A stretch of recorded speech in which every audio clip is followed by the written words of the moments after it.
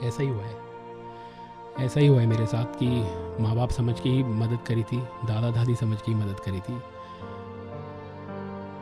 लोग तो इन आंसुओं को भी झूठा बोल देते हैं।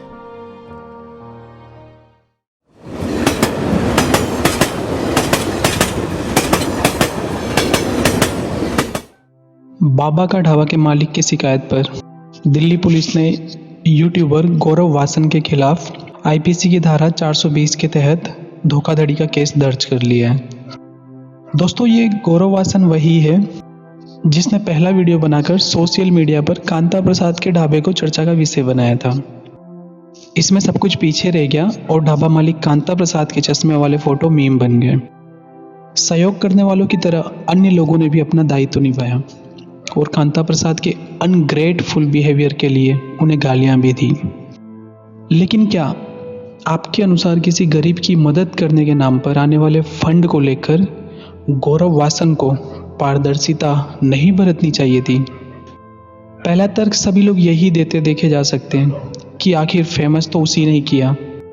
चलो मैं आपको फेमस करता हूँ, आपके लिए लोगों से धन भी जुटा सकता हूँ, मगर आप बताइए इसके बदले आप मुझे क्या देंगे?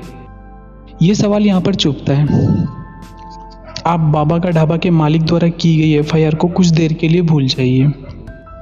उस पैसे के बारे में सोचिए जो आपने गौरव वासन तक सिर्फ इसलिए पहुंचाए ताकि वो कांता प्रसाद तक पहुंचाए, लेकिन वो रुपए उन तक नहीं पहुंचते हैं। तो फिर आप भविष्य में किसी और ज़रूरतमंद की मदद के लिए आगे आना चाहेंगे या आपके सामने बाबा के ढाबे का वो चेहरा घूमता रह जाएगा?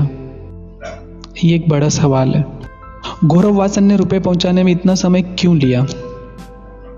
समय लेने के बाद भी बाबा द्वारा उस पर आरोप है कि उसने पूरा फंड कांता प्रसाद तक नहीं पहुंचाया। खैर, बाबा के ढाबे का यही हंस रोना था। सूचना के दौर में हर सूचना बूढ़ी होती जा रही है। हम एक पर अटके रहेंगे तो इसी बीच 10 और सूचनाएं निकल जाती हैं।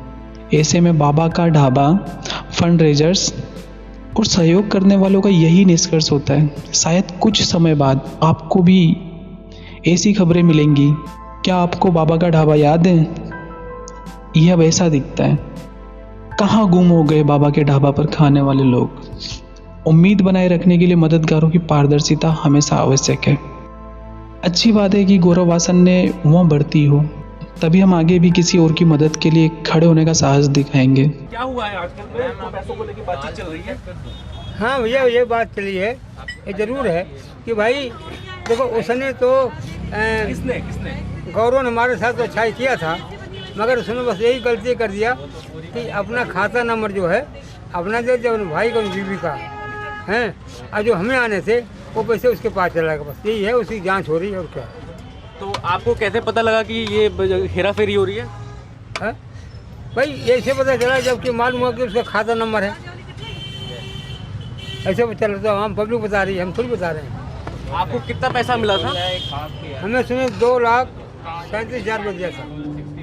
बाकी आपको क्या लगता है कितना पैसा उसके पास है? अब तो वही बताएगा, हमें नहीं मालूम।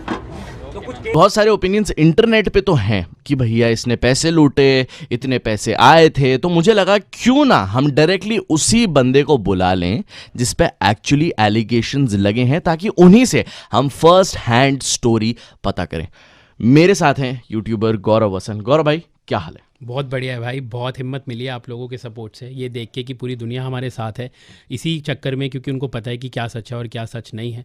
तो शायद जिन लोगों ने थोड़ा सा गंदगी फैलाने की कोशिश की, अब उन्हीं को उनका जवाब मिल रहा है कि भाई गंदगी फैलाना, नेगेटिविटी फैलाना बहुत आसान काम होता है, लेकिन नेक काम करना और किसी की दिल से मदद करना दुनिया का सबसे मुश्किल काम है। शायद इसीलिए इतने सारे लोगों की आज तक मदद हुई नहीं है।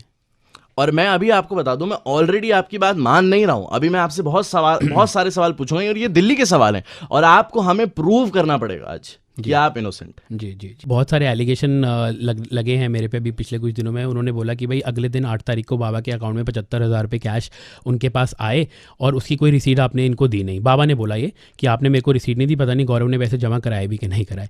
तो भाई इसीलिए मैं उनके साथ गया था, क्योंकि 75,000 रुपये की रकम उनके लिए बहुत बड़ी थी और मुझे कहीं लगा कि कहीं ना कहीं लोग इसका मिसयूज़ ना करें, कहीं ना कहीं लोग इनको टारगेट ना करें, कहीं ना कहीं कोई इन्हें पकड़ के इनसे छीना छपटी ना करे, क्योंकि आप देखते हैं कि आजकल का माहौल जो है वो इतना ठीक नहीं है। तो मैं उनको लेके गया, बैंक में मैंने 73,600 रुपये की रसीद इनके हाथ में दी, जो इन्होंने खारिज कर दी कि मेरे को नहीं मिली है।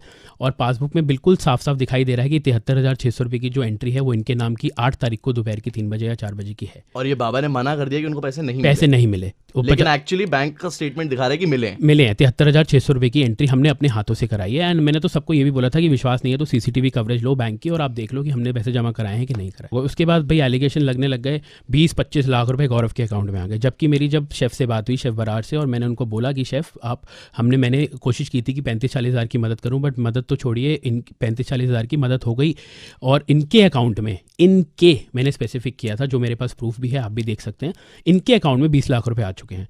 तो वो लोगों ने कहीं ना कहीं मिस इंटरप्ट कर दिया और उन्होंने बोल दिया कि भाई गौरव के अकाउंट में 20-25 लाख रुपए आ चुके हैं और गौरव ने बाबा को पैसे नहीं दिए, गौरव ने स्कैम कर लिया, गौरव ने चोरी कर ली, गौरव ने फ्रॉड कर लिया। अरे यार, आप मेरे से पूछो तो सही, आप एक बार आके ये तो बोलो भाई आपने 25 लाख रुपए का फ्रॉड किया है। बहुत आसान होता है किसी को ये बोलना कि आप फ्रॉड हो, आप चोर हो, आप नेगेटिव हो, आपने धोखाधड़ी की है, बट आपने एक भी बार आके पूछा, बस उस वीडियोस पे बिलीव करने लग गए जो नेगेटिविटी फैलाना चाहते थे। बहुत दिल दुखता है भाई ये सब देख के ना।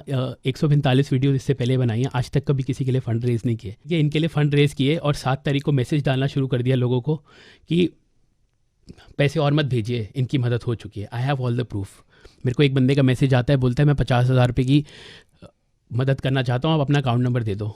जब ये सारी कॉन्स्पिरेंसी हो रही थी, कॉन्ट्रीवर्सी चल रही थी, वो मुझे मैसेज करता है, भाई आपको सैल्यूट है, आप ये वाला मैसेज जाके दुनिया को दिखाओ कि मैंने आपको 50,000 का मैसेज भेजा था और आपने 50,000 रुपये लेने से मना कर दिए थे क्योंकि आपने बोला था कि मदद हो चुकी है। उसके बाद क्या होता है कि मेरे को बोलते हैं कि 20-25 लाख रुपए इनके अकाउंट में कैसे है, आपको कैसे पता चला? तो भाई हम वहाँ पे जमा कराने गए थे और हमारा इतना फ़र्ज़ बनता है ये जानना कि जो इनकी मदद है वो अच्छे से हुई है कि नहीं हुई है। True.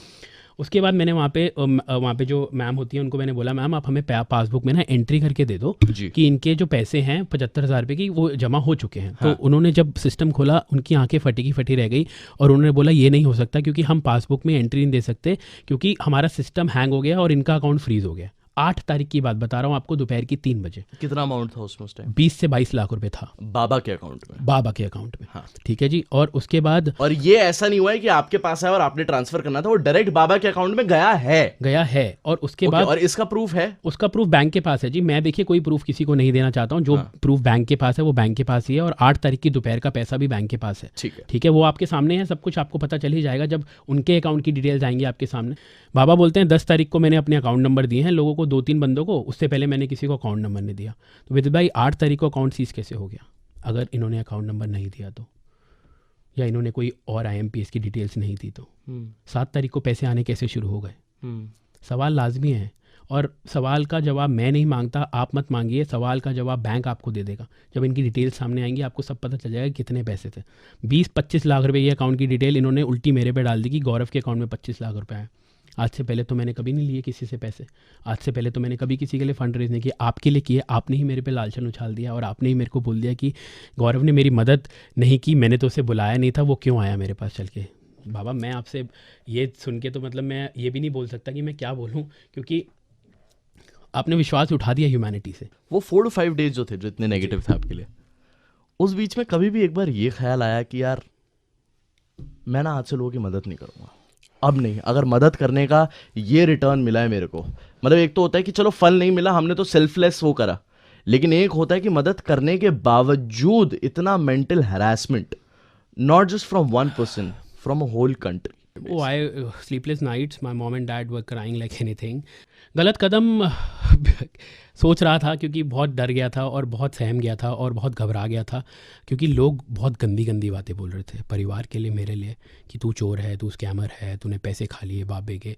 अरे तुमने ये तो देखा नहीं कि वो बाबा क्या था, वो बाबा जी क्या थे पहले, जब उन्हें कोई पूछता नहीं था। आपने कभी ये बोला कि गौरव भाई आपने मदद करी, बहुत अच्छा किया, आपने किसी को आगे बढ़ाया, बहुत अच्छा किया, आपने किसी की रातों रात ज़िंदगी बदली, बहुत अच्छा किया।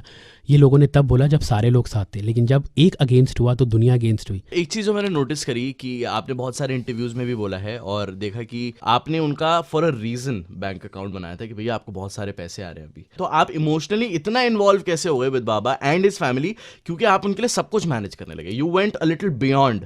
आई थिंक मैंने अभी तक किसी को ये बात नहीं बताई है, तो I think you are the first one जिसको मैं ये बात बता रहा हूँ कि थोड़ा सा रिवाइंड में चलते हैं।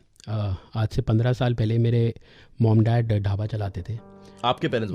मेरे मम्मी और पापा ढाबा चलाते थे और मुझे वो दृश्य आज भी नहीं भूलता है कि कड़कती धूप के अंदर मेरे पापा के पैर में स्लीपर्स नहीं होते थे, कपड़े फटे होते थे, मम्मी के सर से पसीना टप टप कर रहा होता था, गर्मी होती थी 40-45 डिग्री, और मम्मी रोटियां सेकती थी और पापा खाना बनाते थे, 2 पतीले मसाला वसाला बनाते थे। और हमारे पास पैसे नहीं होते थे कि हम किसी को अफोर्ड करके नौकर भी रख सकें जो हमारे बर्तन भी धोए। तो ये सब करने के बाद मम्मी पापा सड़क किनारे बर्तन भी धोए हैं उन्होंने। मैं देखता था कि टिफ़िन का ऑर्डर आया बीच में एक 4,000 रुपये का, और मम्मी की आंख से आंसू आ गए क्योंकि मम्मी को लगता था कि 4,000 रुपये भी होते हैं, इतने बड़े पैसे आएंगे मेरे को एक ही साथ। तो जब उनको वो 4,000 मिले तो वो बहुत रोई कि मतलब कि मेरे को ये सब भी मिला। और इसीलिए मुझे कहीं लगा कि वो सब देख के मुझे लगा कि मेरे माँ बाप भी ऐसे मेहनत करते थे और करते हैं, बहुत करते हैं, हर किसी के माँ बाप करते हैं। तो इसलिए मैंने आउट ऑफ द वे जाके उनकी मदद करी। और बहुत परेशानी देखी हमने, बहुत टफ़ टाइम देखा है लाइफ में। एक कमरे में हम 4 लोग सोते थे, 2 तरफ मेरे पापा और मम्मी की टांगें होती थी, 2 तरफ मेरी और मेरे भाई की टांगें होती थी। आपको कभी ऐसा लगता है कि आपने पिता समझ के, माता समझ के किसी की हेल्प करी और माता पिता से एक बच्चे को धोखा मिला? ऐसा ही हुआ है, ऐसा ही हुआ है मेरे साथ कि माँ बाप समझ के ही मदद करी थी, दादा दादी समझ के ही मदद करी थी। लोग तो इन आंसुओं को भी झूठा बोल देते हैं। लोग तो ये भी कहते हैं कि आपके आंसू नकली हैं। चलिए अच्छी बात है, हमारे आंसू नकली हैं, लेकिन हमारा टाइम तो नकली नहीं था। जो पूरी मालवीय नगर में देखा हमारे माँ बाप को मेहनत करते हुए।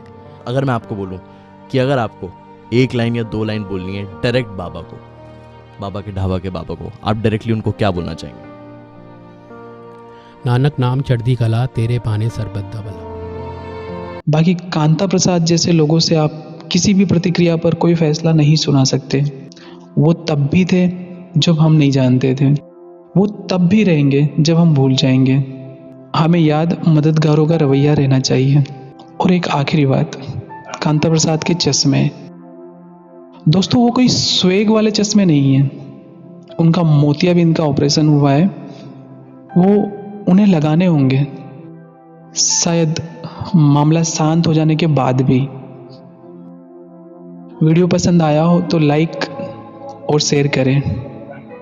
धन्यवाद।